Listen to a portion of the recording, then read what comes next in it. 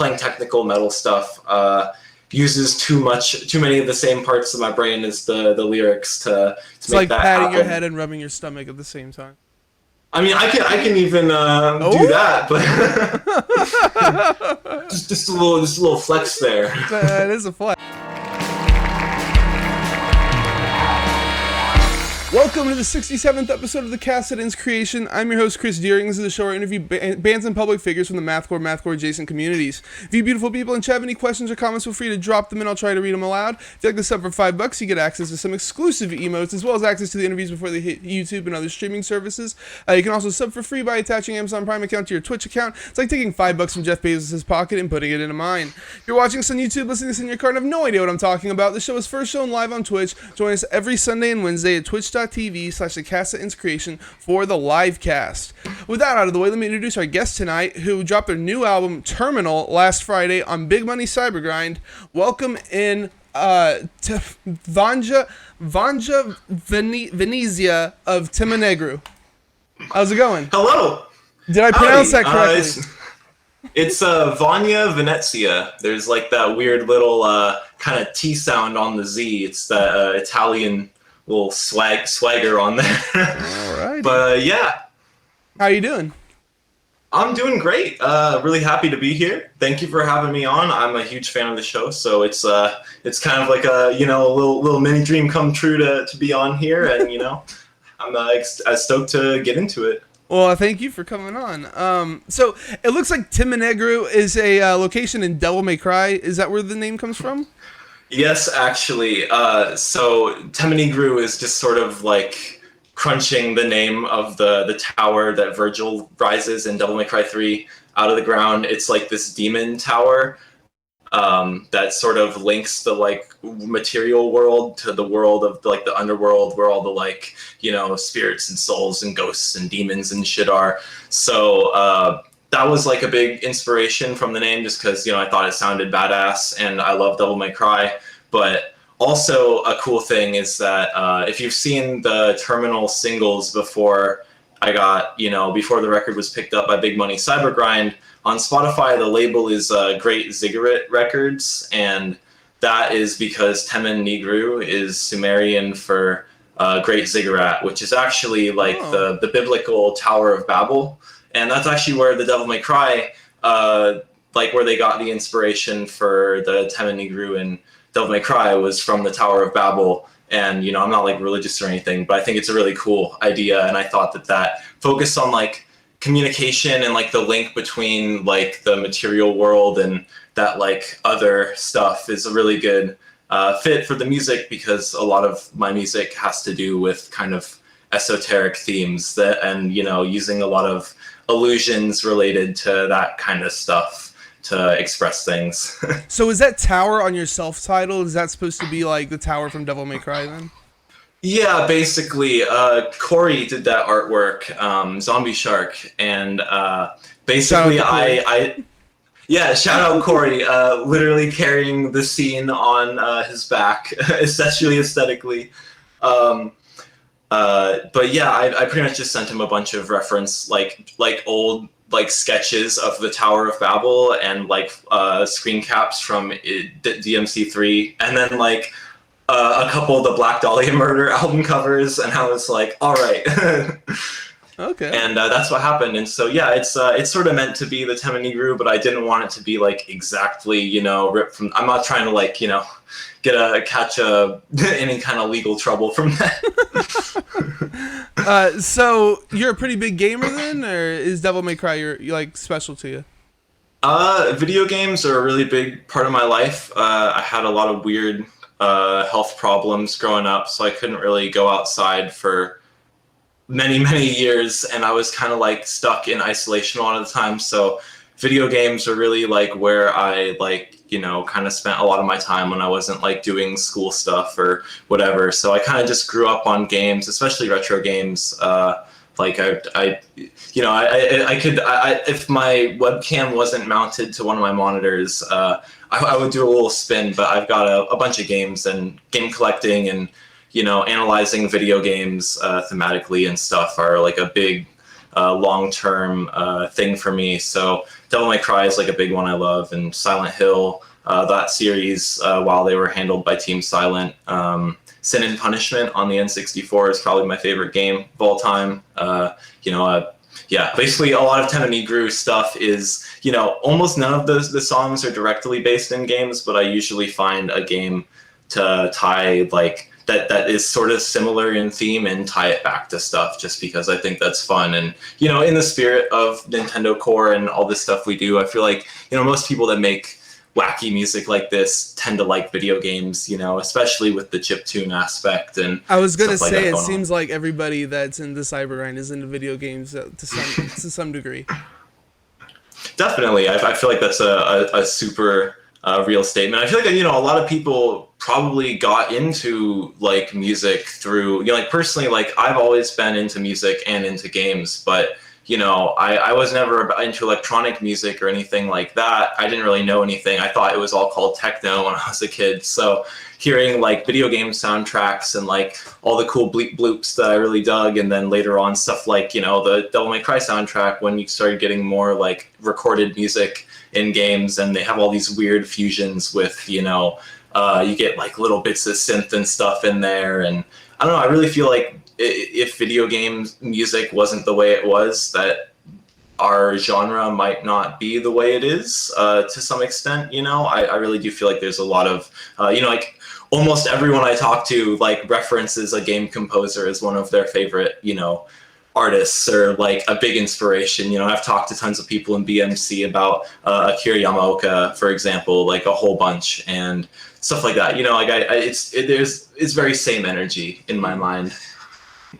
Yeah, I assume that you have some game composers that are probably like top influences for you then.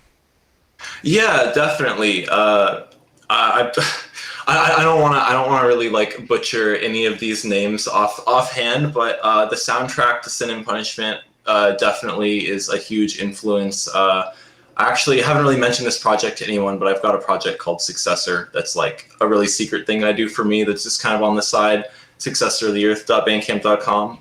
That's basically just trying to recreate a lot of the sounds from that. I think the composer of that game was Toshiya Yamanaka. I want to say I don't want to. His last name is really similar to the Silent Hill dude, so I always I don't want to mess that up. But Akira Yamaoka, Silent Hill, and the Toshiya Yamanaka from Sin and Punishment are like really big ones. Everybody loves Mick Gordon. Mick Gordon recently has been, for the Doom soundtracks, an influence and given me a little bit more confidence to bring some of my like dubstep sounds and like hardcore sounds and stuff into the Temenigru music, because it seems like people are a lot more open to that. And even in like the cybergrind world, I feel like there's there isn't quite as much of that like like EDM kind of sound stuff, but seeing like Mick Gordon like show that you can really like combine gent sounds with really heavy bass sounds, and it works super well. Like, I think that's really cool, and I feel like a lot of folks probably also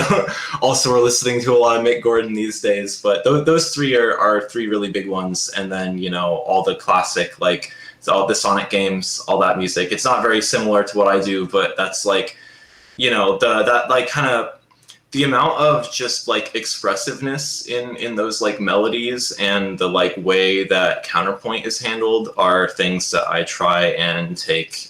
Like, I don't know, you'll probably notice throughout this interview that whenever I'm asked about influences, they're probably going to sound pretty radically different from like what I do, because I don't know, I end up trying to make something that's like ripping off something else, and then it sounds completely different, and I'm like, okay, well, I guess it worked out. Well, that's how you like expand the horizons, right? Like go to something new. Nick Haas is in the chat. Nice to see you, Nick. Yo, Nick, what it do? So shout out, Big Money Cybergrind. So take us back to Little Vanya. What got you into music? How did you start making your own stuff? And just tell us a little bit about your history. Well, when I was really young, I got like a karaoke machine for like my birthday or something, with like a bunch of those like 20 country songs, 20 rock songs, whatever. And so that was like the first music I ever owned. So I listened to like these instrumental karaoke CDs and had no idea what the songs were actually supposed to sound like with vocals. And then I was like, I really want to like listen to music, you know, like actual music. And so my sister, who's quite a bit older than me, gave me like a hand-me-down copy of Mother's Milk by the Red Hot Chili Peppers. Okay. And I'm not really like big into the Chili Peppers, but that was like the first album of music I owned and like listened to. And I thought it was really cool because they said fuck. And I was like a little kid and I was like, this is dope. But quickly after that, I like started getting into like, I got really into like Southern hip hop and a lot of like East Coast hip hop and like Memphis stuff and some of the more like the weirder like kind of like I don't know like other stuff like Mims and the more popular stuff at the time. And then at the same time I was getting into like 3 Days Grace and All American Rejects and weird indie stuff. So for a while I was like this little kid just listening to like heavy hip hop music and then like kind of indie rock stuff. And eventually I got like I started playing guitar because I really wanted to play guitar. But I guess before that, my dad made me learn piano. So I learned piano. I was classically trained in piano for a couple of years. I feel like that must be really helpful for you nowadays. It is. I wish I could remember more, and I wish I'd like cared more. I was never super good with like the finger articulation and stuff, but the theory is definitely really helpful. And just thinking about like a piano is such a like simple instrument where like you know it's basically a bunch of buttons that make a sound. So it's a really good way to like get introduced to like making and playing music, in my opinion. And I'm really glad that I was kind of forced to do piano first, even if you know it was kind of to my chagrin at the time. Actually, I got a Squire Strat though, and I started listening to a bunch of classic rock. And then later after that, I went through a long time where I was just like bumping tons of Exodus and Testament and Death and just like all that like 80s and 90s like thrash and speed metal and you know some of the proggy stuff like Atheist and who else? Let me think. Like. You know, then I got into like Cynic. Shout out Cynic. Oh, nice. I didn't notice that. And yeah, and so I don't know. I just kind of got into a little bit of everything, and so I was just playing a lot of like you know guitar. Like I used to practice guitar for 4 hours a day on average most days for several years. I was in a few bands, but no one was ever serious enough for like what I wanted to do. And no one could like keep up with what I was doing at the time. Like I used to practice by like playing like Petrucci's parts from like Dream Theater songs and stuff through a bunch. So you were a like, hardcore guitar nerd then? Yeah, I was like super. It was my life. Like I had no friends. I played guitar. I played video games, and that was like me.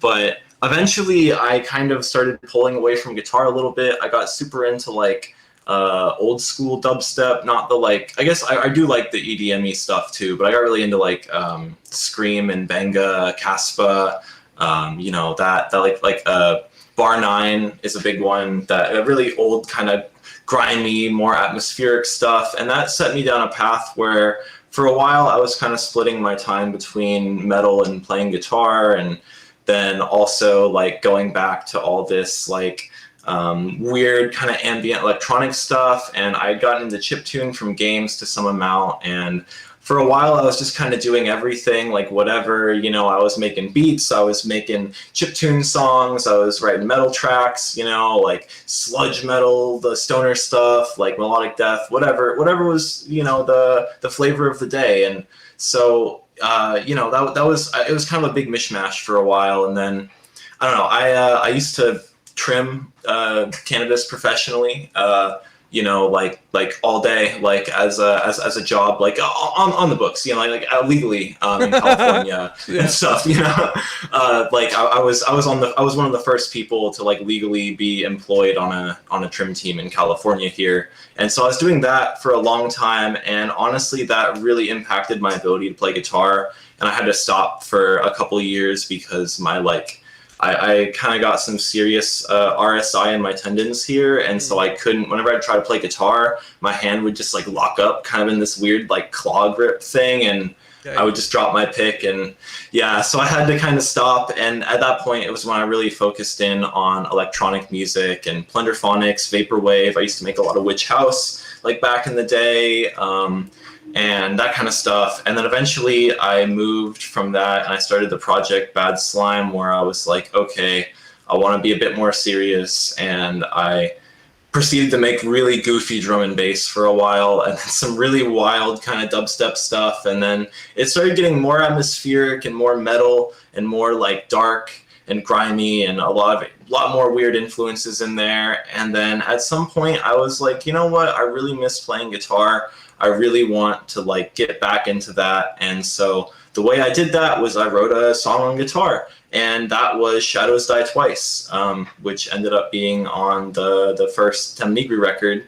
And that was really how I like got to the place where I am now with Temenigru. And so it's been kind of interesting because I've lost a lot of my guitar skills and my hands really can't quite play like the way I used to, but I still, having all those years of like really intense practice made it so that I can kind of just pick up the guitar whenever without too much practice and be able to lay down stuff like reasonably okay after getting back into it for a few hours. So I kind of still to this day practice really sporadically. Like I know it's awful for a guitarist to say I barely practice, but I honestly practice. I barely practice. Solidarity. So you dropped your first single, Sigmund Sawed Fucking Freud, at the end of 2019, and you followed it quickly with your first album, which is self-titled in February. It's basically melodic death metal, like straight up melodic death metal with a little bit of electronics into it. It doesn't sound anything at all like what you have now. What are the influences that you brought into that in the beginning?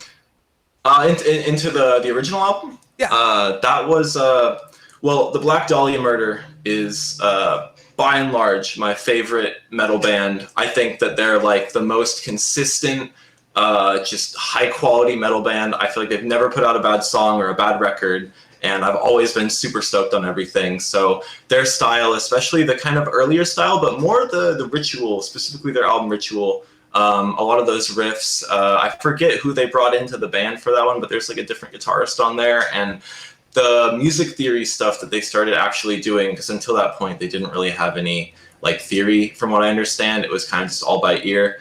That album, that record was like pretty much the #1 most influential thing on my guitar playing and riff writing, and that definitely contributed a lot to that record. At the time I was listening, As Blood Runs Black, Allegiance is another favorite record of all time. That's like my second favorite metal record.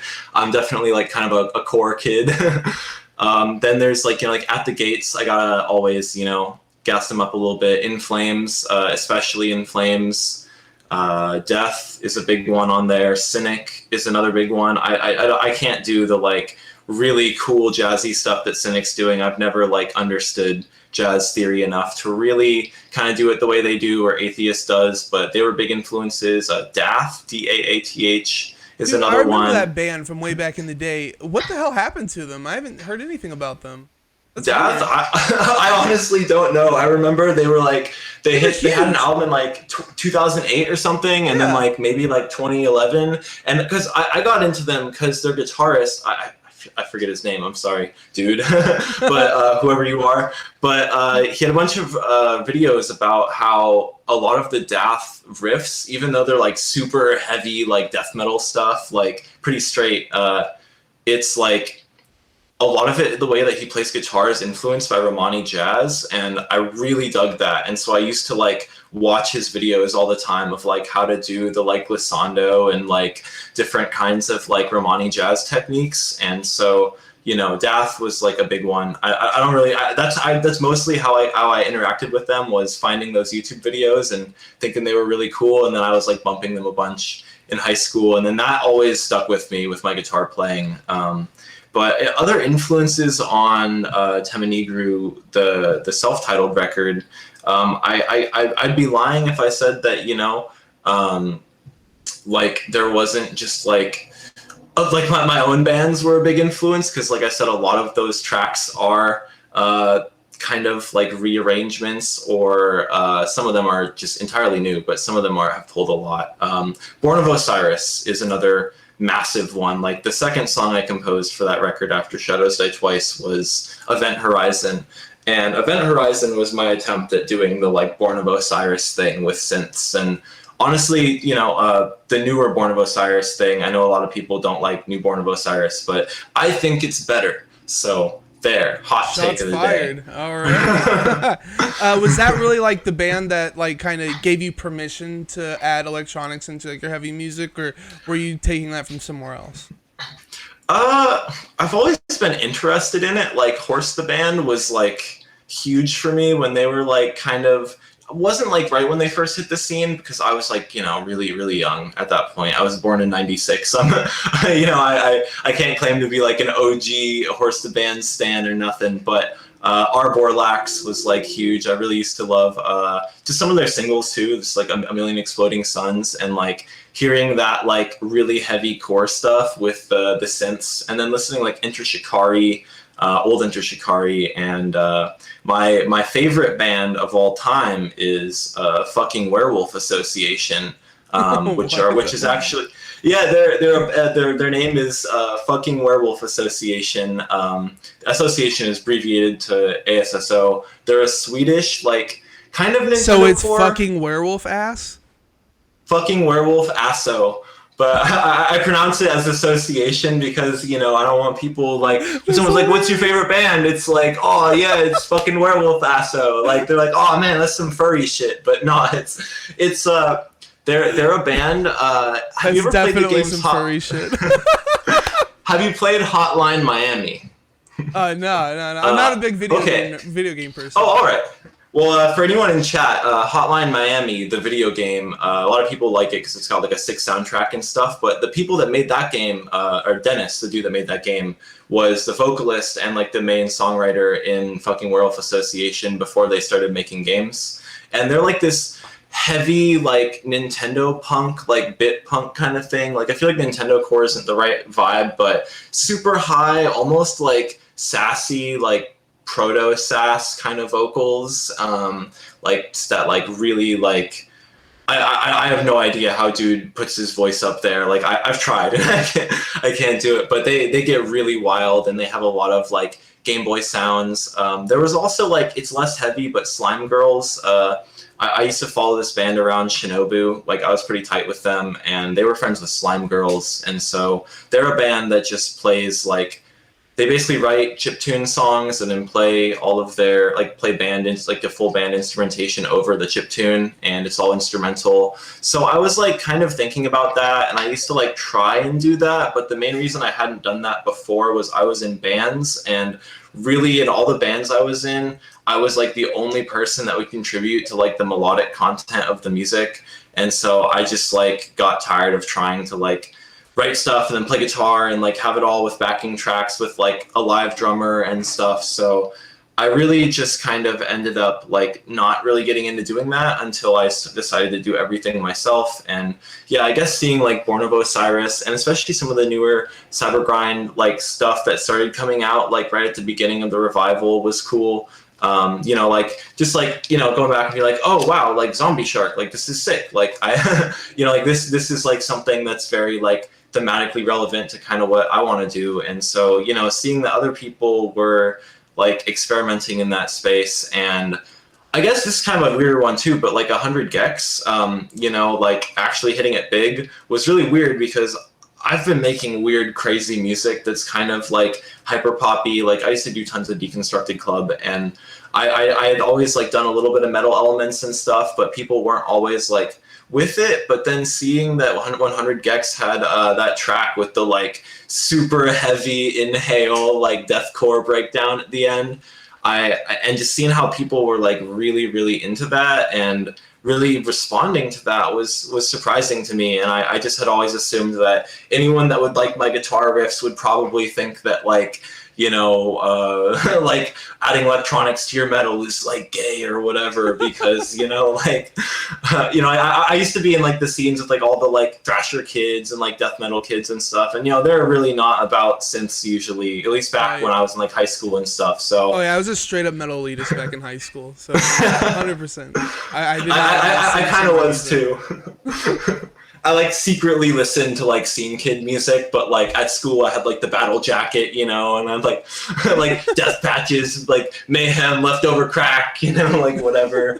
But yeah, so it was really just kind of seeing that people are open to weirder music, and I felt more okay doing that because I've been trying to do weird music for a long time, and it just, no one ever wanted to hear it or cared. So I kept making it, but I was like, this isn't something I should really like seriously be putting like my time into until I started writing for Temenigru, and I was like, originally it was just going to be a death metal project. Like Shadows Die Twice didn't have any synths or anything at first, and I wanted to do a really traditional death metal thing. And really quickly after, I was just like listening to a bunch of gent and like weird stuff, and like the new Rings of Saturn album, and how like at the time, and how like just like weird and synthy a lot of it was, and how many artists just kind of sound like Guitar Pro now. And I was like, you know what? Fuck it. I'm just gonna do whatever the hell I want with this. And so I felt like the first record ended up being a little bit less cohesive than I wanted. And I did but I wanted to preserve that original intent. Wait, less cohesive? It sounds like super cohesive. What are you talking about? Okay, that's good to hear. I always feel like my music is all over the place. So I guess just I kind of have that bias. The artists are always the most critical of their own work, probably. That is true. So, are you like the same as I am, where like your new release is really your first release? Yeah, in a way, definitely. Like I don't like scrub anything off the internet anymore. I used to kind of do that, and then people would always hit me up like a few months later, like the one person that actually cared about something, and they'd be like, "What have you done? Like, I need this." And so I'd be like, "Okay." So I don't do that anymore. I did actually release Event Horizon, and then what was the other? As Above, So Below, before I put out Sigmund Sawed Off. But my Bandcamp looked really messy with like 4 things on it when I dropped the album, and they were singles from the album, so I just kind of pulled those off and scrubbed those. But I've been trying to, with Temenigru, like really only put out stuff that I want to stay out there, since that's been kind of a thing. Like in the past I've done like kind of like manically like just released music and then been like, why did I release this? Why is this part of this project? And I just like hide it on the Bandcamp or something. Well, you also re-released the Sigmund Sawed Off Fucking Freud on your EP you dropped back in May of last year. Virage, I think is how you pronounce it? Yeah, Virage. So why'd you put it on that one? Well, when I put out that song, I promised that it was part of a Nintendo Core EP. Like on the YouTube upload, it says like, I'm working on a Nintendo Core EP, because I started like posting and defend Nintendo Core and like and stuff like that, before like I found Big Money Cybergrind and all. I was just knocked a cassette. And so like I guess like I was really wanting to try doing that sound like because I hadn't really tried making Nintendo Core before, and so even though I like loved it and made a lot of stuff that's similar, I hadn't like fully dived into trying to embody that sound, or at least what that sound means to me. So that was what Sigmund was, and that came together like pretty quick. In like a couple days, I like put that demo together, and then I kept trying to like re-record it and like make it a little bit better, but every time I made it better, I thought it like became worse. And I don't know, something about that like demo and that kind of really raw, just like energy with it. I don't know. I generally prefer to keep the raw, like more demo feel of stuff. If I don't know, sometimes I try to record things and they end up too flat or like too perfect, and I feel like I'm not really mimicking that energy I brought to the studio originally. So that song, I just kept it as is. I added the sample to the end that I originally had intended to put in there, which is just where the title comes from. It's a quote from Bad Santa of all things. Because I wrote that song at the end of the year, and we were watching like kind of like anti-Christmas movies, and that when I was watching Bad Santa and they hit the line like what do I look like? Sigmund sawed off fucking Freud? I was like, yo, that's a song title right there. And so I just like slapped it on there, and it worked. I mean, this is kind of what MySpace days were. So Right, I kind of exactly. wanted to, yeah, I put it on there just because like I don't want to like, discredit any of my other music, but like I've been kind of riding the high of Sigmund sawed off for this past like couple years. Like I feel like that song is like absolutely perfect and exactly what I want to do for that kind of sound when I do it.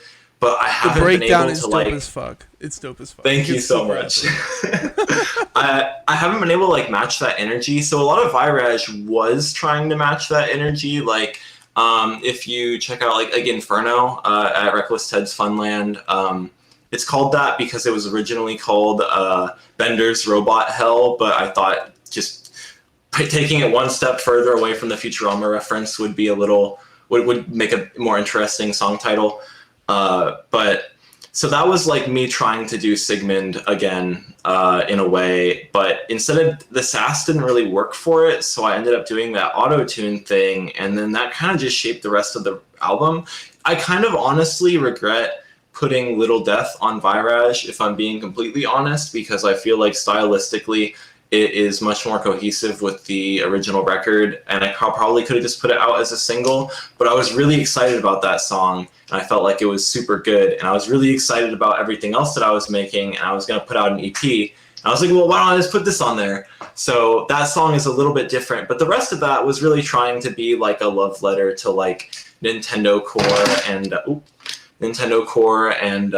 like MySpace Core and just all that kind of stuff that like I don't know.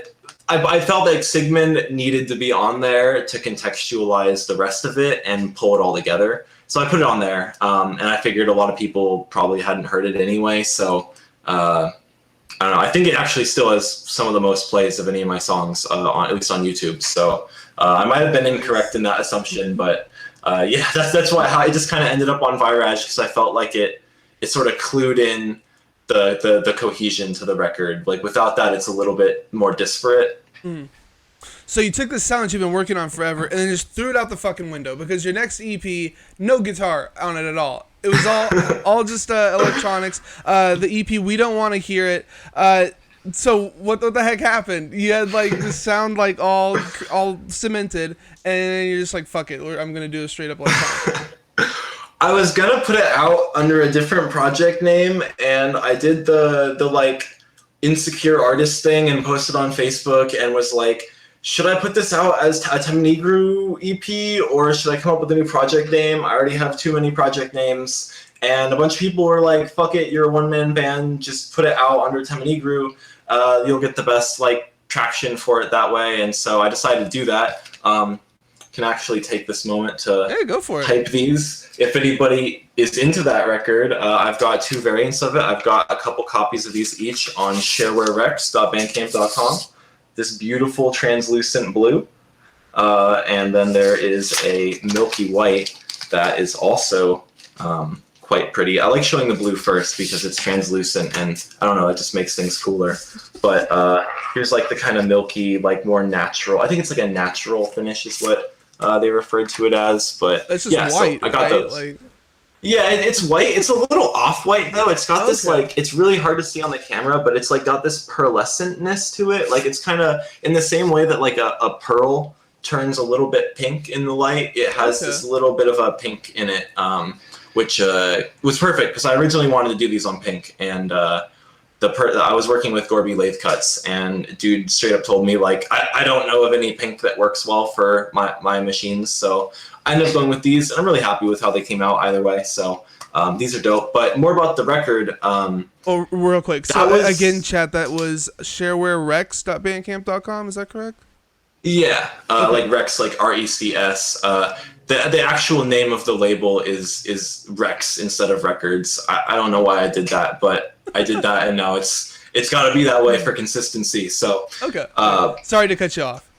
Oh, no problem at all. Yeah, I appreciate it. The clarification.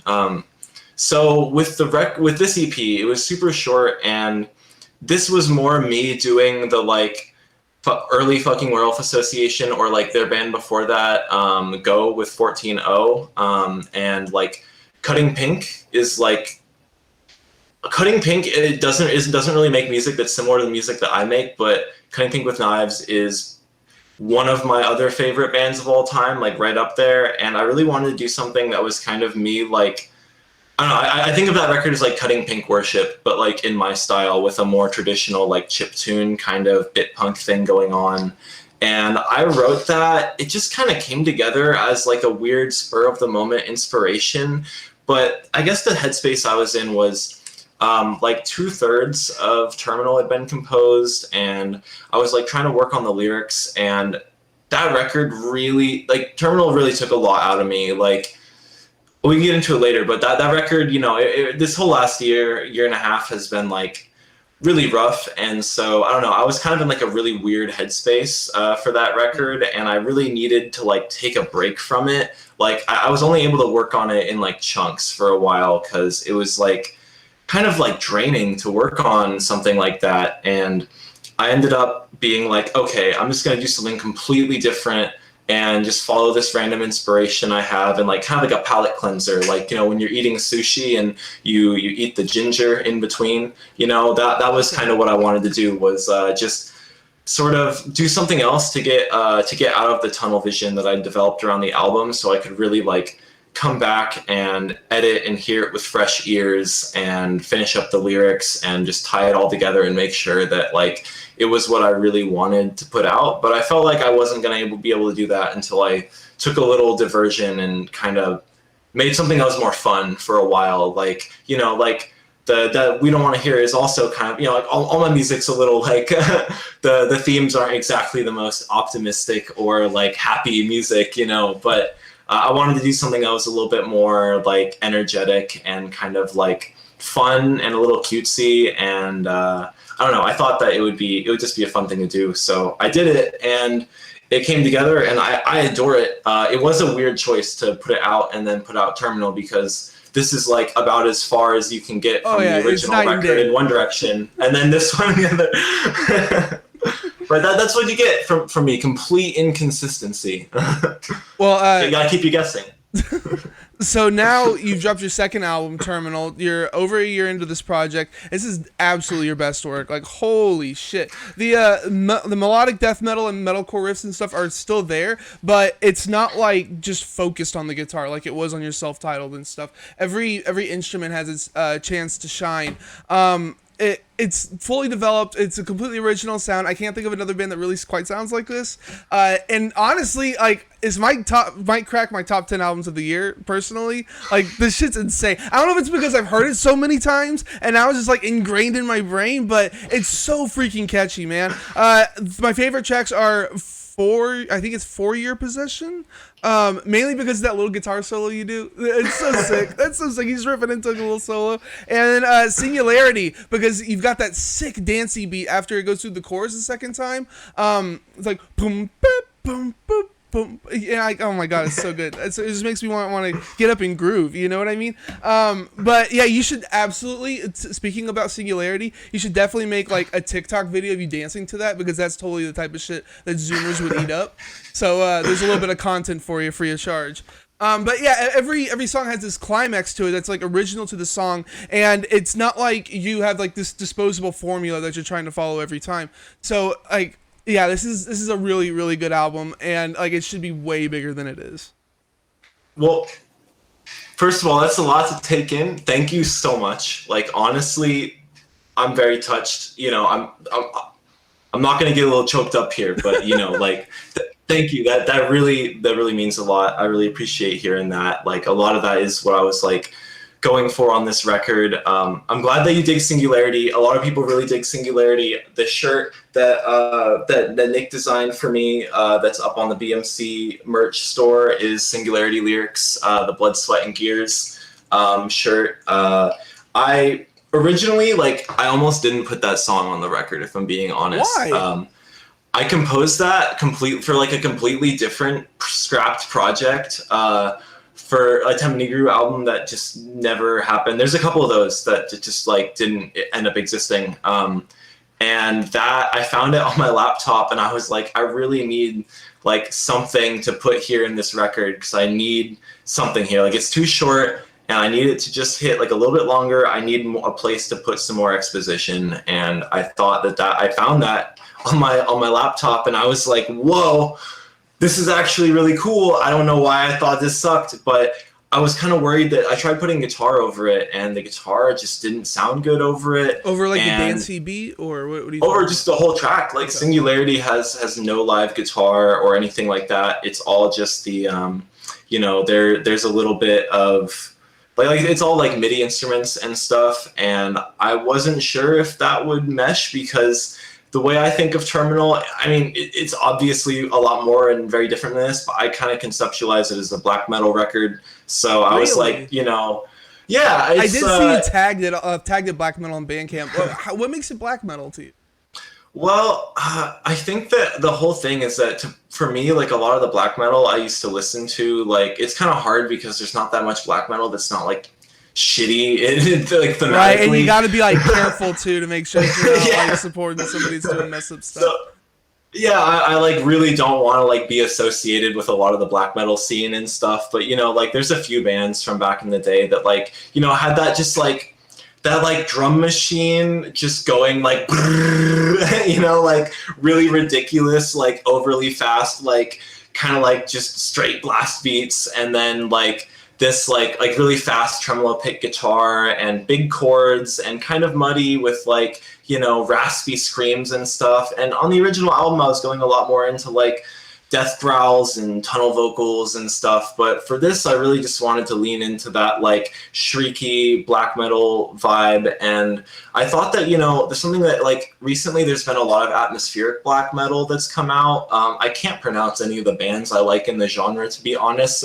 and they're all like 15 letters long that just seem like key smash, but there's a lot of really cool atmospheric black metal out there. And listening to those records, I found that there's like those elements of like there's sort of like a coldness to the sound like inherent to it, and there's like these really intense drum breaks with like like really ridiculous guitar playing and the screaming and just the vibe of black metal, like that kind of harsh, like unrelenting, unforgiving kind of atmosphere is really what I was trying to bring to Terminal. And that's why it ends with Ego Divergence, because it really like that lightens it up a little bit and ends on a slightly more positive note, so it's not just like heavy the whole time. And musically it's not at all black metal. I guess Fourier Possession has a lot of like those like swung chromatic like full minor chords and stuff, and compositionally a lot of the riffs are sort of like what were taken from like the kind of styles of riffs that you'd play in black metal. But it's definitely not like a black metal record, but just the way I was thinking about it in my head was like I'm doing my black metal vocals, I'm playing lots of tremolo pick guitar, there's a lot of like unplayable blast beats and stuff, and I guess it's more that new wave of black metal stuff. But Did you ever so Singularity check out Cara Near? Yes, I love Cara Near. I haven't heard anything except for the new record really in depth, in all honesty, but that was actually a really big inspiration in kind of making me feel that it was okay to do a concept record. And honestly, I've been really appreciating everything they've been doing with all of the like pixel art and the just like additional just kind of like world building and sort of like lore that's coming up around the album. It's like pretty crazy. Yeah, I really appreciate all that. I actually have a copy of the tape, but it's not here at the moment. It's in my like media room. But yeah, I really dig that, and that's another reason why I kind of was like, oh, I guess this is sort of like in that like black metal zone, because some of these tracks were definitely kind of came about after I was listening to Cara Near, for sure. Well, you talk about making this a concept album. What's the concept? Okay, because I have to overcomplicate everything I do. It's sort of a multi-layered concept record. There is a science fiction narrative that tells a tale of simulation and sort of like, it's based, for lack of better terms, it's kind of like a Matrix-y kind of thing. But really, like, there's a really deep lore. I have like my lore reference here just in case. But I wanted to do like a sci-fi epic that was from the perspective of an unreliable narrator, because the whole idea is that sort of at the beginning of the record, there's Hard Reset and Skyknife are sort of like this chunk that refers to, in this world, basically it's like way off in the future, like, and there's this like small order that's sort of like taken over the whole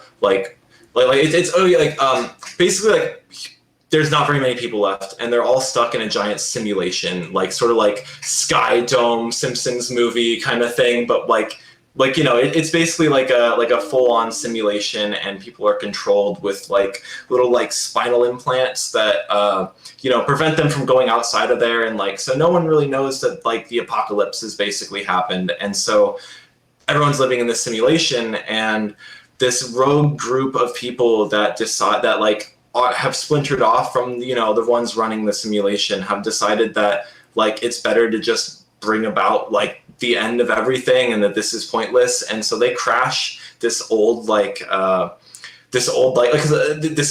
spaceship called the Skyknife that's like a knife shape. It's a very pointy Okay, that's kind where of the like title comes from. Okay. yeah, and so it's called the Skyknife. It was very on the nose, and they crashed that through the dome, like the Skybox dome, and that's sort of where that lyric comes from.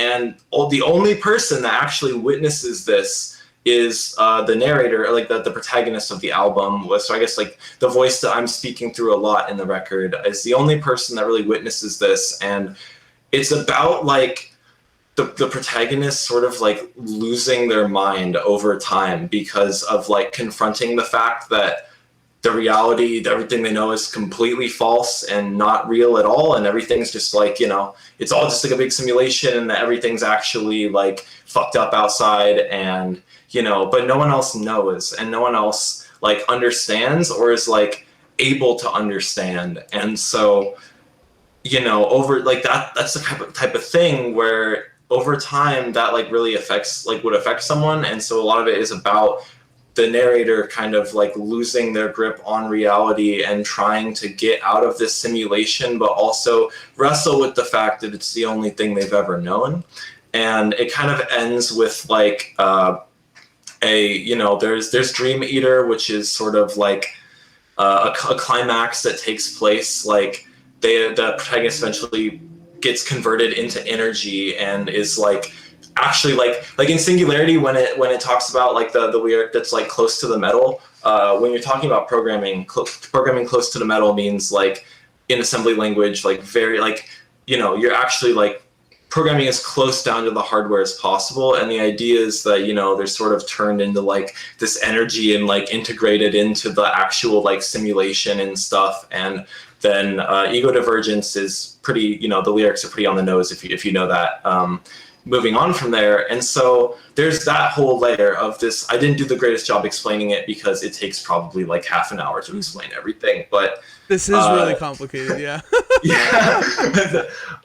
But so really that whole science fiction narrative exists as just a giant analogy for mental illness, and that's sort of the other concept of the record and why it's a multi-layered, because you can approach it as this science fiction epic that pulls from all sorts of media and games, and there's references all throughout it that are like kind of fun and stuff, but a lot of the songs started out coming from a place of like I don't know, a really personal place. I've struggled a lot with mental illness throughout my entire life, and I don't always feel super comfortable just writing transparently about that. So sometimes mixing like taking themes and like writing something and then going through and editing it and just kind of riffing on it and transforming it into something that has a similar vibe and energy, but is a little bit more disconnected from like what I've actually written.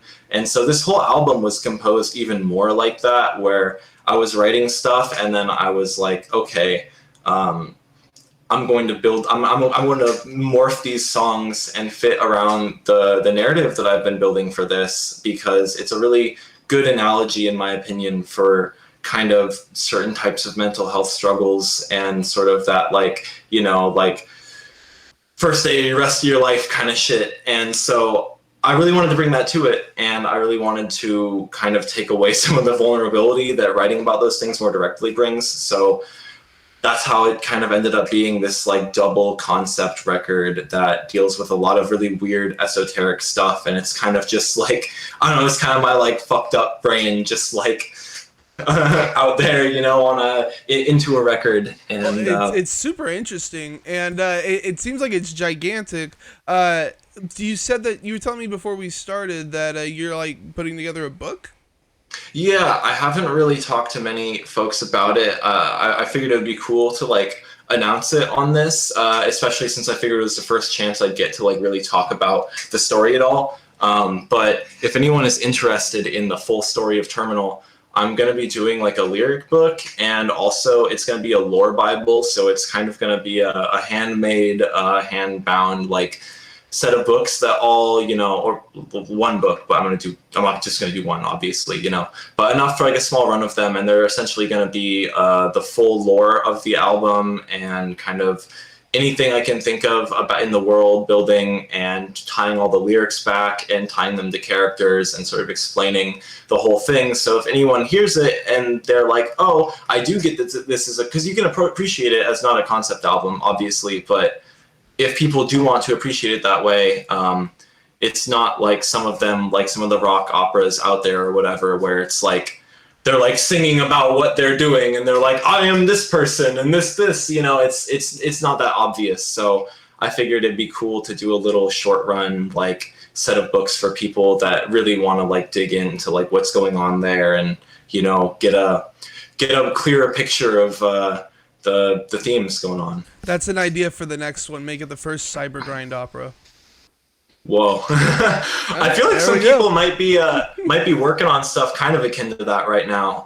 But if I have it in me to write another concept record, I'll definitely write you a credit in the liner for that. So the thing I have a hard time with when talking about like electronic metal is what genre to label things, because there's so many different like ways you can describe music, but it's like super, and I don't care about genres necessarily, but it's essential to like describing it to somebody else. So what genre would you say you are? Like, is cybergrind fit, or is it like because your guitars are like metalcore and stuff? Are you metalcore, and is it just because like you're adding electronics? Does that change like the genre then, or how do you look at it? I guess I generally just say cybergrind because it's I think originally cybergrind was like agoraphobic nosebleed, and stuff that sounds like agoraphobic nosebleed was like the genre for a long time, but. And then it was like weird J-core stuff, and then it became like Bandcamp gore noise. But I feel like now it's really found its home with like the community that's surrounded that term now, and kind of redefined it as more than just grindcore with drum machines. And it's more of like a statement about an ethos in music. And so, like what am I trying to say here? I think that cybergrind really is more of an approach to music making. Is like what defines the genre rather than any like audio aesthetics, because you can listen to like Corvid Canine, and you can listen to Thought Crime, and you can listen to Zombie Shark, and you can listen to Blind Equation, and I don't know if you consider your project cybergrind. I feel like it's like honorary cybergrind if you don't, either way. But there's a whole lot of really diverse sounds that you wouldn't normally like immediately just like place together all like you're like, oh yes, obviously these bands are all in the same genre and scene. But especially with how a lot of folks have been more comfortable incorporating hyperpop and club music and bass music and all sorts of weird stuff now. So I think that I like that term because it leaves everything really open, and it makes me feel like I'm not like pigeonholing myself by like saying, because I don't know, if I tell people, yeah, I make like progressive melodic deathcore or like whatever, Right. people are gonna be like, okay, cool, or like they're gonna listen to it and be like, oh, like this is not what I expected at all. I thought this was gonna be like shit, I don't even know who makes progressive melodic deathcore these days, but you know, like there's like I've tried to find a lot of like genre tags, but they all feel too reductive. So I just say cybergrind for simplicity, or like It's the same way as like spazzy mathcore. stuff. Like it's really like a bunch of different stuff just under one umbrella. Yeah, definitely, exactly. Very, very, very. There's like definitely a kinship there in those like ideas for sure. So yeah, I guess cybergrind is like what I say. You know, I say Nintendo Core, but so a lot of people have been saying Nintendo Core about my stuff, and I haven't really labeled it like that. I didn't label Terminal like that. Maybe it's like that on the Bandcamp, and I forgot. But I felt like, you know, it's not quite like core. Like I feel like there are breakdowns and like a lot of chugs and stuff, but like it's a lot more grindy. There's a lot more of that fast tremolo picking and kind of crazy, like chaotic energy going on. So calling it Nintendo Core seems like a little like, you know, like, I don't know, like if someone's into like I Am Error and Horse the Band and I like put on Terminal for them, I don't think that they would immediately like be like, oh yes, this is Nintendo Core. So I didn't really want to appropriate that. But Cybergrind definitely, and melodic metal, progressive metal, I guess. But then again, like progressive metal should just be like any metal that's like kind of forward thinking or experimental in some way or has like interesting arrangements. But you know, when you say progressive metal, people think like, you know, they think Kevin Dream Theater, or Townsend they or think like, yeah. And that's really also not what I'm doing. So So what's the yeah. writing process like? Do you like start with one instrument and then move on to the next one in like layers, or does it all just kind of string together? It's kind of, it depends. It really does depend. So the songs that don't have guitar, you know, definitely didn't start with guitar. I think that what I tend to do for songs with guitar is I have two different approaches. One of them is I like write a riff or a series of riffs, and I'm like, okay, this is dope. I've come up with like a collection of things that I really like, and then I just like lay them down, scratch, and then, or either that, or I just like jot down or like record it on my phone or something so I don't forget it, and then I go through and I write the drum parts and the bass parts, and then I record the guitar to the drum parts and the bass parts and try and see how it all works as like a finished section. And so instead of doing like the whole track, like write out all the guitar for a song, I usually do songs in like vertical chunks where I will like write like, you know, like a thing and it ends up being like the chorus or something. And then I'll write like riffs that are like the verse and like the intro and stuff. And so it kind of just depends on where those things end up wanting to live in the song. So a lot of it ends up being arrangement after that. But the actual like musical core of a lot of my music comes together very quickly. And in a few hours in some cases, like, you know, Everything You Love Will Die was written in an afternoon. Like that whole song, the lyrics, everything mixed, mastered, done in like, you know, I think one afternoon, and I went and did a second pass on the like mixed down and mastered the next day because it was a little like harsh or something. But some songs, you know, like Shadows Die Twice, I think ended up having over 30 revisions or something. Like Jesus. I changed the guitar tone like 8 or 9 times, and I changed like the drum VST, and I recorded bass, and then I decided to use a different bass VST, and then I got a different bass VST, and it was a mess. But for the most part, it's pretty quick, and I do just like do all the instrumentals first. It starts with the guitar, and then I record the guitar to the rest of the parts that I write. And then from there, it's just kind of a process of like, does this need something? Where can I put synths? Where can I put samples? You know, like, do I want to like mess with these stems? Like, you know, for example, like, you know, Gone Hollow, Terminal, that song came together in a day. Like some of the songs on Terminals took like a year to write. Like Hard Reset was like a year. Well, I wrote it, but it took a year to actually finish the production. And then some of the other ones, like what were some of those? Ego Divergence, what took a really long time to put together. Dream Eater took a really long time to put together. But like Gone Hollow, Terminal, like that one was a day. I recorded that and wrote it in a day, and then, you know, I had most of the song, and the whole really heavy part at the end came about because I was like, okay, I need something heavy here, but a breakdown doesn't seem good. So I messed around with different stuff, and I decided that just pitching everything down, slowing it down super, giving it this like sludgy, kind of unrealistic, like almost uncanny valley thing. Like I really like doing that where I just mess with stems because I don't, I'm making cyber grind. It doesn't matter. Like Right. I don't feel like it's that. not like, supposed to sound natural. yeah, like I don't really worry about the whole like, oh, you can't edit your guitar recordings after you lay them down. Like I really like messing with them and finding creative ways to like move the layers around and rearrange things until they sound right. Some songs, if they don't have guitar, will come together. Just I'll usually write like a synth line, or it's kind of closer to my electronic music composition, like purely electronic stuff, which is like Bad Slime stuff, which is I scroll through a bunch of samples and I find all the samples that I like that I think sound like things that I want to use in the song, and then I just end up with like a bunch of sounds and some like I'll like look through the presets I've made or just like random synth patches I have and stuff, and just find things that I think work well together, and then I just start messing around with those elements and placing them around and seeing what happens. And 9 times out of 10 it gets scrapped, but the 1 time out of 10 that it doesn't, it becomes something that I end up putting work into, like Singularity. And like that song I wrote over a few days, or like most of the instrumental. I definitely edited it a lot and extended it to add that whole section at both the sections at the end. Like the whole last third of that was completely new after I like salvaged it for the record. Well, I'm glad you put it on there.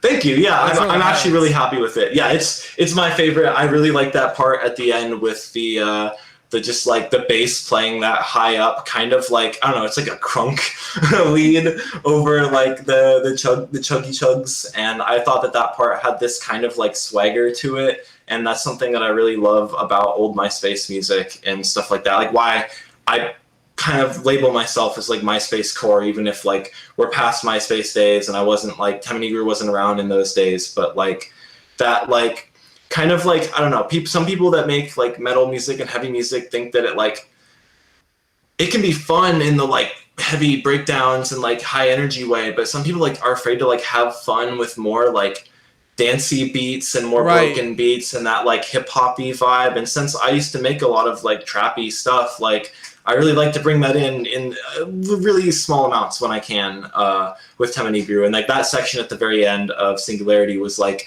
me being like, okay, I'm good, since this is a weird all electronic song and it's like already got all sorts of weird divergences from the other things in the sonic aesthetic. I'm just gonna go ahead and do this like swaggy, fun like breakdown at the end, and so that's like kind of where I came from. I don't know. I kind of feel like that's like the future. Like a lot of more bands are gonna be doing the fun stuff. Do you record as you write? Yes, I do. If I'm being honest, I have a really horrible memory. I have a really tough time forming short-term and long-term memories. So for me, I'm like pretty bad writing too. songs, yeah, like actually like writing things and then being able to record them and play them back like another day is not always like feasible. And writing tabs, like, I don't know, like tabbing out I used to tab out everything I ever wrote in high school, but nowadays, like, I don't have like 3 hours to go through in Guitar Pro and like tab out everything before recording it. So exactly, it sucks. It absolutely sucks. So yeah, I just record as I write, and even if like if the take isn't perfect or whatever, I'm just like, nope, this sounds good. Sometimes I go back and re-record parts, but a lot of it is just like I record it as I write, and unless I think that it sucks and I want to re-record it, that just ends up being the takes that are down is whatever I put down when I was writing. And so that's like it, whenever I like want to like play the music back or like do a playthrough or like like back before the pandemic for like the one live show I did, it was like a process of like actually sitting down and having to relearn my own music because I try to write everything in the same like key for newer stuff and add more vocals and stuff, so I don't have to worry about the guitar playing as much. Like I kind of want to transition to just doing vocals live, but the first album doesn't have enough vocals for that, so I was playing guitar. But playing guitar with like vocals coming over the PA is kind of weird. I feel like people like don't like that as much, even though it's like kind of more active, at least for those songs, than Wait, what's so going you on in the didn't do vocals while you were playing guitar then? No, for the first show I did, I had like four Really? songs, and I was doing a quick opening set for Watabo and DivTech and Trash Boat, and oh, I feel so bad that I'm blanking on the person that runs Real Side Records, I believe.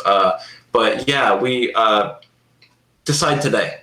I'm so sorry, I forgot about that. But yeah, so I opened for them, and they were playing at my house right before the pandemic, and so I got those songs together for that. And for that, I was gonna do vocals live, but like I don't know, trying to play like the As Above, So Below. Like some of those riffs, like I just didn't think I was capable of doing the vocals at the same time as the riffs. Like I really can't do like unless I'm playing like punk like riffs and stuff, like playing technical metal stuff uses too many of the same parts of my brain as the lyrics to It's make like that patting your happen. head and rubbing your stomach at the same time. I mean, I can even do that, but just a little flex there. That is a flex. So let's talk about your artwork, because you do your own artwork, right? Largely, as I said before, Zombie Shark, Corey Swope, shout out, did the Temenigru self-titled record cover, and then Nick, Nethroy Design and Illustration, did the new shirts, the Blood, Sweat, and Gears shirts. Those are sick. I did the original Temenigru logo, but these two logos that are everywhere now, that people see, were done by Ruslan from Level 80, the band. But everything else I've done, so all the other artwork for You did your Temenigru is all artwork stuff I've done. for Terminal then? Yeah, this album cover, I definitely did. There, some of this layout, like this back of this, I believe that Noel did this from BMC. Okay. So someone can fact check me on that in the comments, but like in like the layout and stuff was like BMC handled the layout for this. But the album cover I did, and that's actually been around longer than most of the music. That's another thing, is I really like to put together an album cover when I want to do like a serious full-length record. I guess people are going to laugh at me calling 25 minutes full-length, but whatever, it's Cyber Grind. No, That's a long time. That's full. Like I really like to, once I have a song or two that I feel like are like a good signifier for the sound that I want to like lean into, then I make art that I feel like is like the visual representation of that. So for this, I wanted like lots of like black metal vibes and like some weird digital vibes. And I really wanted it to sound like this kind of almost like science fiction and high fantasy, but like through this super digital fucked up lens. And so that's like, how I end up at this artwork, and that's how I kind of like signal all of it, like the simulation aspects. I got the Matrix text coming down, and it's the forest. I was thinking like around here, I'm really inspired by the natural beauty in Humboldt County, and like just kind of there's a really weird heavy vibe around here. And so this isn't actually my photo. It's a free stock photo that I heavily edited, but yeah, I did put together this album cover, and I put together this cover. These color choices make it so hard on the camera. Thank you. Yeah, I was kind of ripping off the 2 O'Clock Girlfriend, like old like sass, stuff for that, which is where I got the font was like definitely trying to steal from that. But I do as much of my own stuff as I can. The original logo, I don't know if you've seen it, but I guess actually you probably have. It's the one on the this one. I did that myself. I do metal logos by hand, but I wanted something a little more like polished, and so that's why I commissioned that out. But I don't know. Yeah, I really, the reason I do a lot of my own art these days is I used to do a lot of visual art. Like that was a big thing that I was into, but I find that I'm not able to quite do exactly what I want all the time with it. So I do like commissioning people, but I like paying people fairly when I commission them. And so I don't always have a whole lot of cash to throw at like my music. it gets kind of pulled in a lot of directions with just like hobbies and like life stuff, and so I've kind of just done a lot of my own art out of necessity, because I was like, well, I want to put out a thing, and I don't want to like try to like get someone to do this for me as a favor or something. So I'm just gonna do it, and I'm really happy with this. This is one of my favorite covers I've ever done. Yeah, you Like did a really good job. the text. Thank you. Yeah, I feel like it came out and really fits the sound. Like maybe it's just because I've been staring at it while recording for a year. Like I really do feel like that was a cohesive aspect that I was, really thought was really important. Album covers, some people don't really like. I used to not think that they were that important, like way back in like high school and stuff. But I don't know, they're very important. Especially now in the like days when 100 records get released on Bandcamp every day. Like, if you want people to listen to your music, you better have sick art on it and like something that grabs attention, or else. I mean, we live in the attention economy, like whether we like it or not. As artists, you got to compete for attention. You got to compete for like interest and like novelty and stuff. So I don't really care so much about like, I love success. Like as an artist, I want to do well and I want people to listen to stuff. But I'm never not going to make stuff because people aren't listening to it or whatever. But I do try and if I'm going to release something, I want that to mean something. Like I want people to, if I'm going to release something, I want people to hear it. So Good art, very important. So every big money Cybergrind release, I'm pretty sure, is gonna come with a magic card. Is this supposed to be you on the card? I got mine right here. That's supposed to be you? Yeah, that is a photo of. Okay, so Nick, maybe I can see if I can get mine to. My camera sucks. Anyway, this is a photo of my face that I put on Virgil from DMC4 because I needed a sick graphic, and I was like, that'd be cool. I think it's a graphic from DMC4, and this is the blank, obviously the terminal artwork without like the clean version of it without the text and stuff, but. Nick was like, yo, we really want to do these BMC Magic cards, and it'd be dope if you want to do one. So like, whatever you want to do for the art. And I was just kind of like, I have no idea. Do you play Magic or no? I do. I used to play it a lot in high school. I haven't played it as much since, but I'm trying to get back into it now that I got, a Magic card. I really want to get into it, and it seems like people in BMC are generally super into it. So having a community of people that are actually like interested in playing cards will definitely be a good motivator to like keep doing that. Did you design your card? Nick did the design of my card with like I approved it and like kind of like the text like I was consulted, but I did the actual graphic, and it's really funny. It's like kind of like I think it's like a little goofy, and I was kind of going for that. I thought it'd be fun to do something cheeky. And then I had a couple other pieces of art for it, but they were just like too memey or like I was not, talking about the actual text on the card. Rebels and mercenaries you control get +1/+1 and can crew vehicles as though they had 10 power.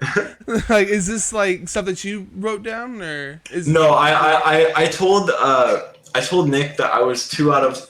I think that originally, if I remember correctly, he approached me with it and was like, we want to do cards, and you can, if you have like a thing you want your card to do, like we can, but I pretty much was like, I'm out of touch with the game, I'm out of touch with the meta.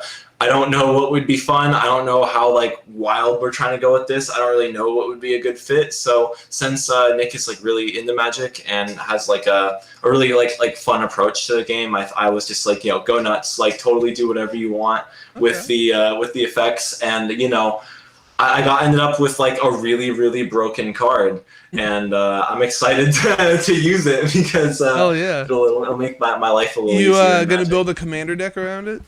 Yeah, that's what I'm gonna do. I've never really played too much Commander, so I'm excited to get into that. I used to just play like standard. So you played one show. Are you planning on bringing this to the stage again? I definitely want to. I've been really careful with pandemic stuff. Like, I don't want to start doing anything too early. I've got a lot of people that are pretty susceptible to stuff, but just got the first, my first 5G microchip implanted the other day. So I'm gonna be on track to be able to tour. Hopefully, whenever that is like agreed upon is okay. Like I'm still not really sure exactly what's up with all that stuff in the music world, but as soon as it's safe and reasonable to tour, I really want to tour. And that's something I wanted to do that originally. Like I had been planning to do that with the project, but the first show happened, and then like a month or two after that was the pandemic, and it just like I'd been planning a tour for that summer. I was gonna go from where was it? Like LA to Vancouver, Canada. Okay. And so I That's started a long trip. Yeah, I wanted to do like, I don't know, maybe like 7 dates or something, like quite a few in California, and then like 2 in Canada, and one or two in Oregon and Washington, and just kind of do a little run. But I started hitting a few people up and kind of like putting out feelers, but then the pandemic hit, and I was like, okay, obviously not going to be able to tour this summer. And so I haven't really put too many plans into it. Like I've been kind of talking a little bit with some folks and whatnot, but I'm not going to say too much about anything like that because there's no real specifics yet. And, who knows what's going to happen with live events over the next 6 months to a year. So if it's possible, I definitely want to tour as soon as possible for Terminal. I specifically like, one of the reasons there's a lot more vocals on this album is because I wanted to be able to perform it and be able to travel around pretty easily with just like a mic and, my backing tracks and stuff to do that. So this is definitely set up to tour. So you're not going to play guitar live then? I might. It's just I'm not really sure how much of it I'll be able to do. And when it comes down to like what you're actually doing live, I've found that like I usually want to be doing something at all times so I don't get like start so thinking it's not too just much like about one person up on the stage too. Yeah, just like I don't know, like sometimes I used to like play out electronic music and it'd be like me standing there with like a mixer and I'm just like just like a this DJ. is my song. Yeah. But like so I was playing guitar because it's more active, but people when you're performing music, if there's only one element performed, people want it to be vocals. That's just what people connect with. It's like human voice, like that's it, it brings the energy, and like like when you're screaming and stuff, it takes a lot out of you physically, and I don't know, there's a lot more performative aspects that you can do, like when you're holding a guitar, especially like I don't really want to take my like like my multi-scale like studio guitar out like around a bunch of venues and stuff. Like a bunch of my gear used to get stolen and like damaged by other people and stuff when I was playing shows a lot. So I've like lost like probably a couple grand in amps and gear through different touring for other projects. So I like really don't want to have to do that in the future. So yeah, I'm probably just going to do vocals. But if I do end up getting to a place where I'm practiced enough with the guitar and the vocals and I can learn enough of the tracks, I might like take the guitar out and like play the solos and stuff like that, or the really fun moments or the parts where there aren't any vocals going on. But I also just want to make sure that that it just sounds good live. Like I don't want to like have too much going on and make it too muddy. Like in my mind, like a really raw performance is ideal generally for bands. And when you have a band, it's totally, you can just do that. You can just go up and you play your music, you go hard, you do what you want to do, and you just like go nuts with it, and that's sick. But when you're a solo artist and you have to play with backing tracks, like I like to prioritize things like sounding really clear and good live. And I guess that maybe comes from like me having a background as like a DJ and like doing audio engineering and stuff. Like I just, and like, sound at venues and stuff. Like I really like things to sound good, and I would rather do a little less on stage and ensure that it sounds better and a little more cohesive live. So, yeah, I'm not like 100% decided on it yet, but I thought that'd be cool. I've also thought it'd be cool to just like, I don't know, get some like, grab another drum machine or something and do some like finger drum some of the parts for things and stuff. Like in one of the noise bands I used to be in, I used to like finger drum blast beats like all the time.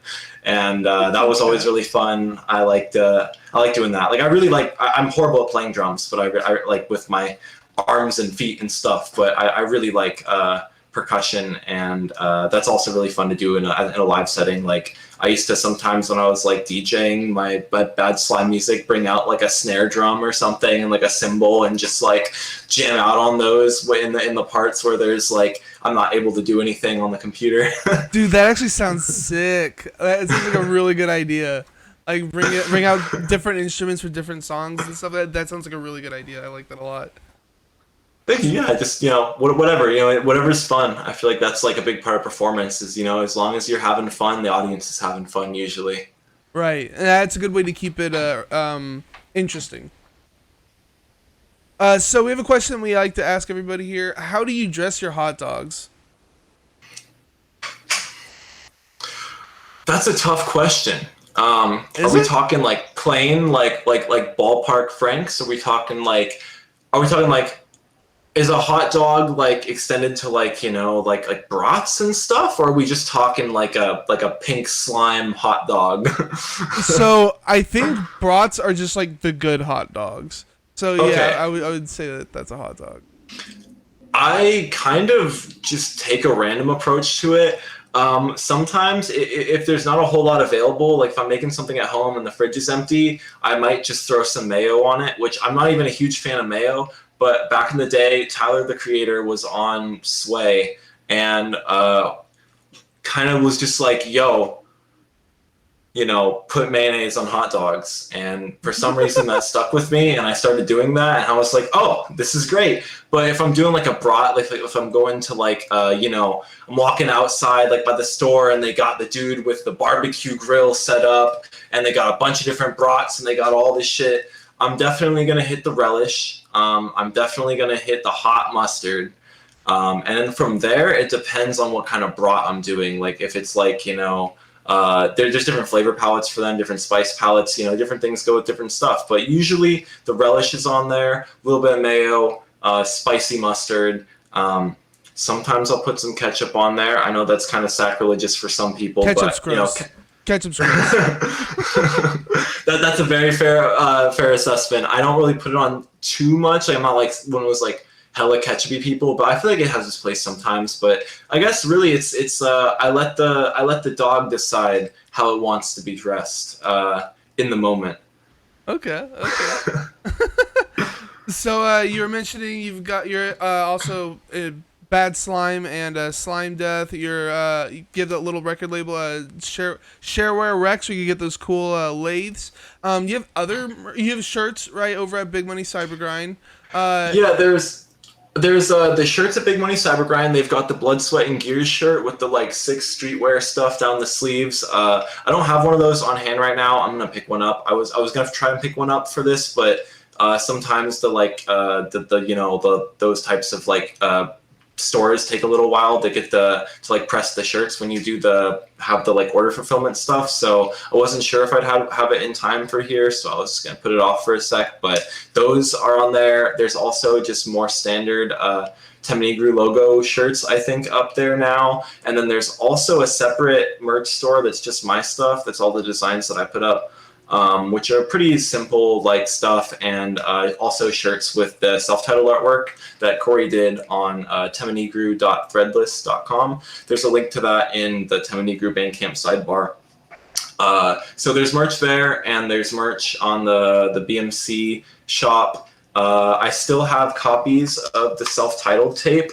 All the cool swirl ones that Tomb Tree did for me are gone, but we've got these random color translucent cassettes, and we've got some of the Sonic colors, I think that's what they're called from like Delta Media and stuff. The solid color tapes as well for this. So if anyone wants one of these, those are still available. Also got the CDs, right? Yes, I have CDs. This one doesn't have a cover on it because I print the covers and cut them to order, because these are all on a spindle, but these are actually professionally pressed CDs. I called in a favor and ended up with a stack of professionally pressed CDs. I can't really say much more about that, but I got them, and they're really sick, and I've got about 25-ish of them left. So that's all there's ever going to be of these. I don't know if I'm ever going to do another run of this album. So if If you want one, pick one up. They come in a thing like this with a little fold over card, but you really want it for the sick disc. So there's that. I think I've showed them off, but I've got a few of these lathes. And I might end up having a few extra copies of the terminal tapes. I'm not exactly sure when that's going to be, but we're planning a kind of, there's going to be a few extras just in case. So get in contact with me if you want to, kind of start like trying to work towards getting one of those. And so that's all the merch I've got right now. What about more terminal CDs? Because you only did 20 of them. I know Nick and Corey are in the chat. Are you guys going to be repressing these things? Or? From what I understand, we were doing a small run just to like gauge interest and make sure that we weren't gonna we wanted to sell out of everything because it's generally easier to do that. So I think the idea with BMC is that there's gonna be sort of like more and more runs of stuff as like in sort of like waves. There's going to be extra runs of things as long as there's still demand. So as long as people still want to buy copies of these CDs or of terminal tapes, there will be future runs available from Big Money Cybergrind. I'm not trying to throw anyone under the bus here, but my label Shareware Rex has some pretty exclusive variants. So I'm a collector of shit. I like that stuff, but for BMC and what they're really trying to do is, have like not have any like artificial scarcity with releases. And there's been a lot of artificial scarcity in music releases recently, right. And I feel like a lot of people feel kind of put out that they can't get copies of their favorite records that are coming out. So a big thing with BMC, from what I understand from talking to all the folks there, is that they really want to focus on making sure that their releases are available and in the hands of everyone who wants them. It just might take some time because logistics and especially as there's more and more artists, and there's going to be it's a process to put all this shit together. Right. So, but there will definitely be more if people want them. If you want them, be vocal about it, and I'm sure it'll come when it makes sense to. Okay. But I don't have any like hard details on like dates or like numbers or anything. I think it's kind of depending on the BMC like kind of continuing fund. Like the idea is that there's going to be like each release kind of like funds the next release. So if folks want bigger and better BMC releases, keep selling out of the BMC merch and everything that comes out, and that's just going to put more money that's like available to put toward the next thing and the next person that's getting put on. So it's kind of all like we're in this together, rolling it through for the community, by the community kind of deal. Right. It's a real grassroots effort. So I guess to close things out, what was the last album/song you listened to? The last song that I listened to was literally like 3 minutes before I sent you that message, on Facebook a little while ago. And I was listening to Shortages by Blind Equation from that the EP that's 666 and all the the Katakana. I think it's Katakana. But yeah, just that Blind Equation record. I was mostly just listening to Shortages because that song slaps. But the whole thing is great, and please, everybody, listen to Blind Equation, especially Blur. Blur was the other last song I listened to before that today, and that's been my favorite song of the year so far. I am absolutely super excited for the upcoming For Life is Pain. And I also, really quick, while I'm talking about exciting stuff, I just want to say that I'm super hyped for the new Corvid K9, and I'm super hyped for the new 120% Says You're Gonna Explode. I just really wanted to throw those out there. Those albums are going to be sick. I'm sure they're all going to be album of the year contenders. Alrighty, what about your album of the year, either for last year up to this point this year? Ooh. I really should have thought about this beforehand. The whole last couple of years have sort of been like very fuzzy for me with the dates and stuff. But honestly, like, I do really love Corey's record. That one's been on rotation a whole lot. I really love the Thought Crime record, On Your Computer. That's been on rotation. James's EP, Born to Die, always on rotation. But maybe my favorite record from the last couple years, 2019 or whatever, 2020, has been the Simulation from Born of Osiris. That record was really cool, and I really appreciated a lot of the disparate, like, I don't know, in a way that album brings together a lot of wacky metal genres and different interests, like sort of like, the way that I've been doing with that was another thing that gave me the inspiration for both the first Temenigru record and Terminal, was that record, because it just has so many interesting diversions from what's going on in the tracks, and it goes from like crazy, like really raw, like death metal stuff to like really like ridiculous gent songs that are like obviously like mega overcompressed and stuff, and I just really love that record. I haven't actually heard it. I'm pretty sure I've heard a bunch of bad things about it, though. Yeah, most people don't like anything they've done since the Discovery, but those people just hate fun and ingenuity. Okay, that's fair. But yeah, that's about all I had to talk about, unless you had something else you want to bring up. No, I think that's about it. If anyone has any questions, I mean, they can throw them down in the chat these couple minutes here, but that I think I've said my piece. I've been rambling a whole lot, so. So, if you're looking for the future of metal, you should be checking out Terminal, Temenigru's newest album, which dropped last Friday. You're on Facebook, Instagram, YouTube, Bandcamp. You're on Twitter at badslime/Temenigru, but I don't know if you really use it anymore. It's kind of like I don't really use Twitter. Probably I go on there like once a year, and I'm like, oh wow, people like added me, and I go like all of them. But like, yeah, I don't really go on Twitter. But any of those other platforms, also temenigruband@gmail.com. If anybody wants to like collaborate or hit me up and can't find me otherwise for some reason. And also I try to spend a lot of time in the Big Money Cyber Grind Discord as much as I can, hanging out. But not always not going to be there 24/7. But yeah, I think you hit all the big stuff. You're also on all the big streaming platforms and such. And don't forget sharewarerex.bandcamp.com for the lathes, and then bigmoneycybergrind.bandcamp.com for shirts, right?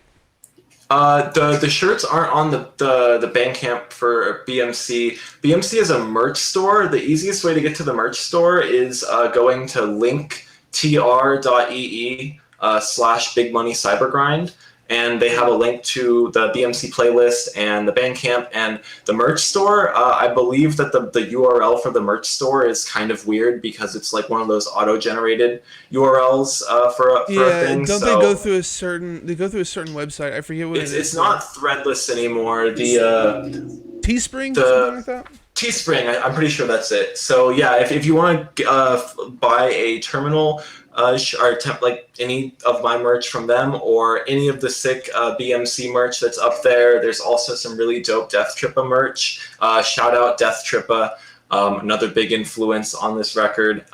So yeah, go pick up some stuff from BMC there. Easiest way is through the link tree. I don't even know the actual URL for the store.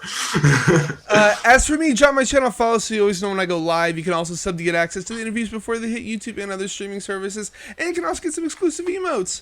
If you can find me on Facebook, Instagram, Twitter, YouTube. YouTube, folks, if you like the video, please drop a like, click the notification bell. Don't forget to subscribe. It's a great way to support me for free. Check out my music, The Sound That Ends Creation, at thesoundthatendscreation@bandcamp.com. My next guest is Washington-based math rock trio Himiko Cloud. Join us this Sunday the 13th at 7 p.m. Central for the live cast. Thanks for being here. Hope you had a lot of fun. Yeah, this has been super cool. Thank you so much for having me. It's been a really cool experience, and it's been fun to be able to kind of just like divulge some stuff from the creative process and everything. And yeah, really appreciate it. I'm hyped for the next episode. Oh, hell yeah. And I'm really glad that you're able to make it on here as well. But yeah, thanks all you guys for watching and listening.